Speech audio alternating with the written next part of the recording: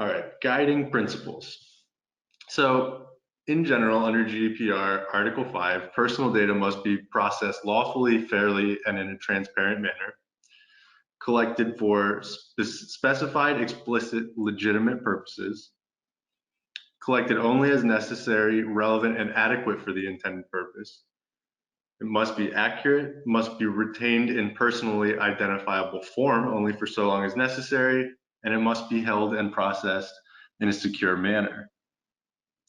So when I'm going to zone in on a couple of these requirements, because they are in general the ones that that we see first as a business, which is interacting with personal data.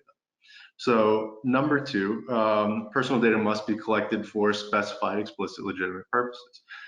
In general, this is the requirement which leads to the necessity of altering a privacy policy or the way in which we collect email addresses for newsletters, things like that.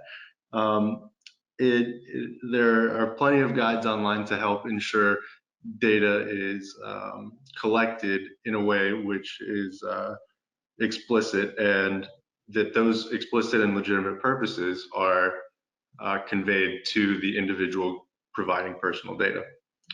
Number 4, that personal data must be accurate relates to some of the data subject rights that we'll be discussing later. And among the rights, just as a preview, is that an individual has a right to correct or ensure that personal data collected about them is not inaccurate, and they have a right to correct or even delete personal data held by another entity.